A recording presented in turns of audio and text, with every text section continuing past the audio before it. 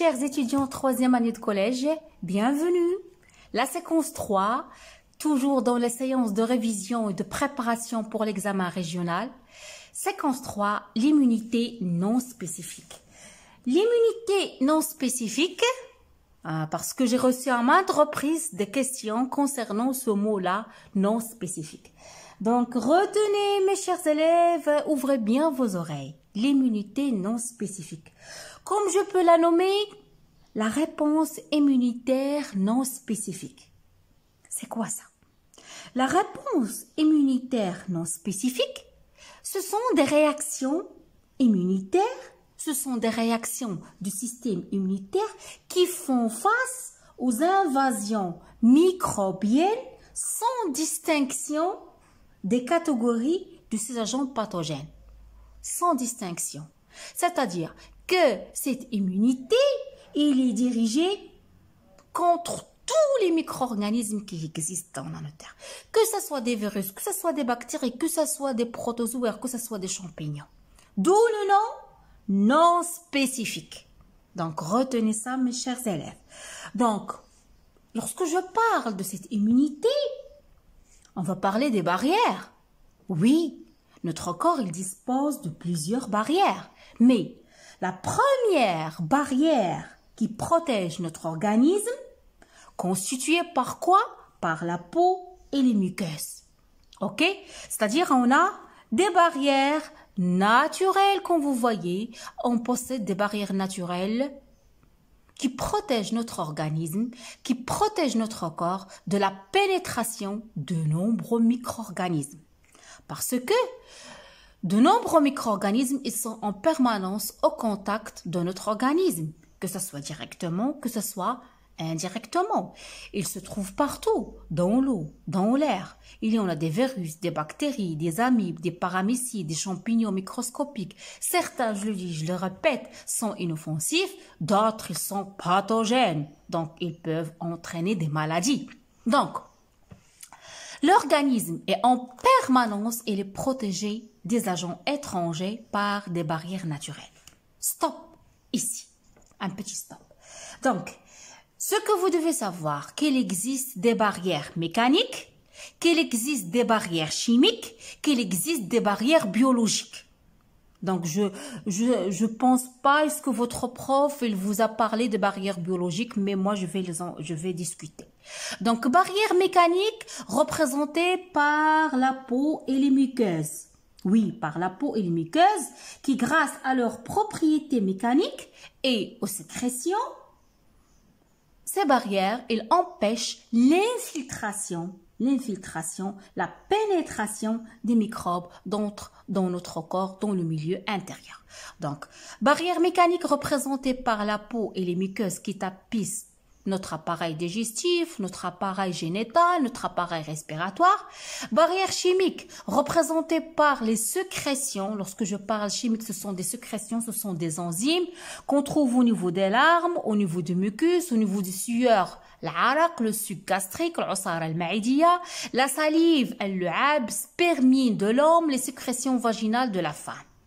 Et aussi, s'ajoutent les barrières biologiques qui se trouvent dans notre corps. C'est la flore bactérienne dans les intestins parce que dedans, au niveau de notre intestin et même aussi au niveau du vagin de la femme, il y en a une flore bactérienne qui est utile pour notre corps. Il y en a aussi une flore vaginale qui se trouve au niveau du vagin de la femme qui sert à protéger contre quoi? Contre les agressions extérieures.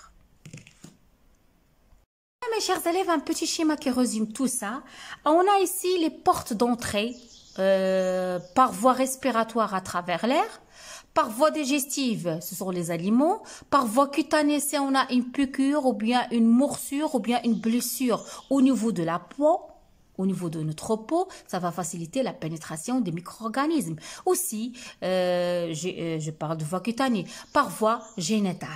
Ok, ça, ce sont les portes d'entrée des microbes.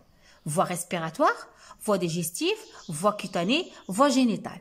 Lorsque je passe aux barrières naturelles, je les ai divisées en trois, mais ici dans le schéma, elles ont représenté les deux types, type mécanique et type chimique.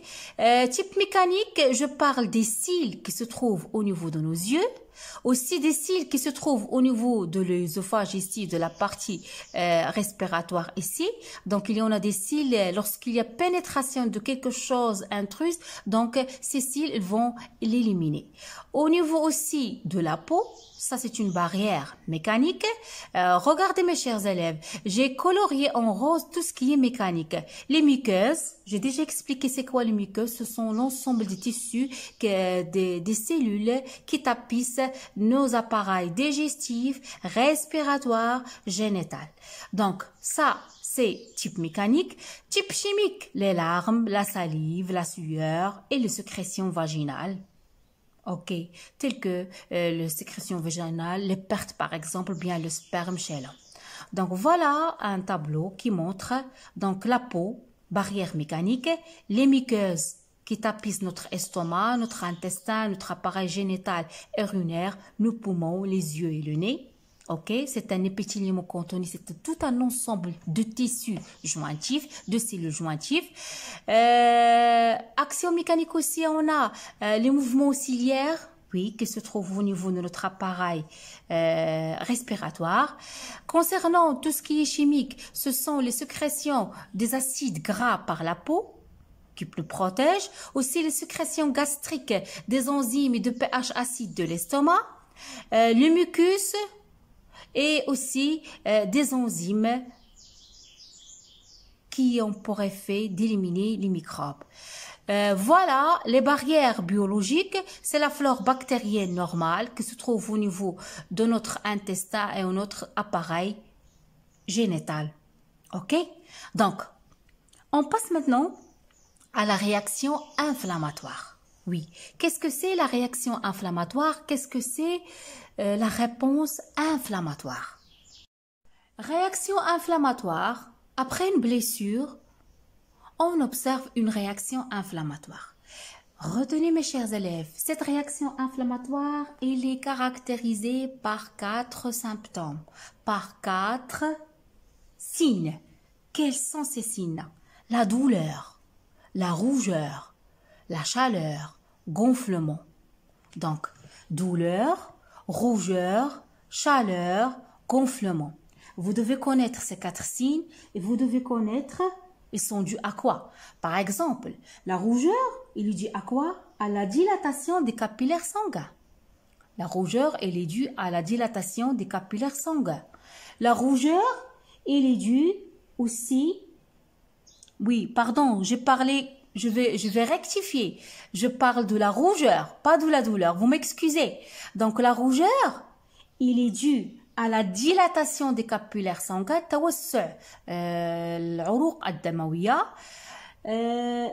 chaleur aussi, il est dû à la dilatation des capillaires sanguins. Je parle de gonflement. Le gonflement dû à la sortie du plasma et des phagocytes dans les tissus. Et je vais terminer par la douleur. On ressent une douleur, c'est dû à l'irritation des terminaisons nerveuses. Donc, vous devez connaître ces 4 symptômes et les causes. Donc, voilà.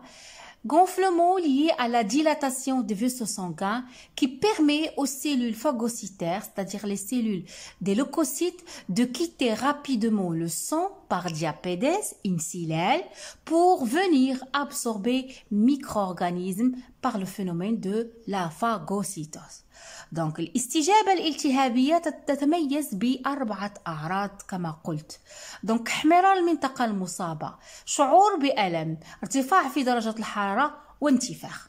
Vous devez, mes chers élèves, connaître les causes de chaque symptôme. Ok? Comment ça se passe à l'intérieur de notre corps? On voit que au niveau du capillaire sanguin, au niveau des vaisseaux sanguins, il y aura la diapédèse. La diapédèse de quoi? De certains phagocytaires, de certains globules blancs, de certains leucocytes qui quittent le vaisseau sanguin pour se diriger vers la partie où il y a des microbes afin qu'ils puissent les absorber par phénomène de la phagocytose. Vous devez apprendre la définition de diapédèse, vous devez apprendre et vous devez connaître la notion de la phagocytose et ses étapes. Ok? Si l'action, mes chers élèves, de la phagocytose échoue, donc d'autres cellules, d'autres soldats, elles vont intervenir. Donc les lymphocytes massés qui se trouvent dans les organes lymphoïdes, ils vont développer une défense qui est plus précise et qui est plus efficace. Eh bien, mes chers élèves, là, je vais détailler ce qui se passe lors d'une réponse immunitaire, lors d'une réaction inflammatoire, ok? C'est-à-dire, lorsque un agent infectieux, que ce soit des bactéries, que ce soit des champignons, que ce soit des virus, ils arrivent à franchir, à passer une barrière naturelle. Ok? Lorsque cette barrière naturelle est franchie, donc la première ligne de défense de l'organisme va se mettre en place contre la contamination. Donc je parle là de l'immunité innée, المناعة الفطرية، المناعة التي تولد معنا منذ الطفولة وهي يعني يتوفر عليها جسمنا، تسمى مناعة فطرية، une immunité innée. Donc, comment ça se passe? L'observation au microscope optique de pu عندما نلاحظ قطرة من القيح, comme vous voyez ici, de pus issu d'une plaie infectée, montre quoi? Qu'est-ce que vous voyez? Oui, voilà mes chers élèves, on a des bactéries. Qu'est-ce qu'elles représentent les bactéries? Elles représentent l'agent pathogène. Elles représentent l'antigène, مولد المضاد, qui est un corps étranger pour notre corps. Donc ces bactéries, lorsqu'ils ont franchi nos barrières, une fois qu'ils pénètrent dans notre corps, ils vont déclencher une réponse immunitaire, une réaction immunitaire, parce que là, le corps, il doit se défendre contre toute attaque, contre toute agression, contre tout agent pathogène, contre tout agent étranger, contre, je peux dire, le non-soi. C'est-à-dire, c'est quoi le non-soi? Qui n'appartient pas à notre corps. On a le soi et on a le non-soi. ذاتي وغير ذاتي. ذاتي هو الذي ينتمي إلى جسمنا، وما غير ذاتي الذي لا ينتمي إلى الجسم، غريب عن الجسم. Ce sont les antigènes. Donc, qu'est-ce que vous voyez? Vous voyez dans la partie infectée, il y a de nombreux leucocytes. Oui, des phagocytes. Des leucocytes qui entourent les bactéries. Ces leucocytes, on peut les nommer aussi des globules blancs. Ce sont des cellules du système immunitaire produites dans la moelle osseuse. Et là, je vais consacrer une capsule de parler de l'intérêt de la moelle osseuse. Aussi, on peut les trouver dans le sang, la lymphe et les tissus conjonctifs de notre organisme. Donc, comme vous voyez, la sortie des leucocytes, la sortie de globules blancs par le phénomène de diapédèse pour aller où? Dans la région infectée. Pourquoi? Pour combattre l'intrus. Par quoi? Par le phénomène de la phagocytose. Donc, j'arrive à notre notion, la phagocytose. Il peut vous demander qu'est-ce que c'est la définition de la phagocytose. Il peut vous demander quelles sont les étapes de la phagocytose.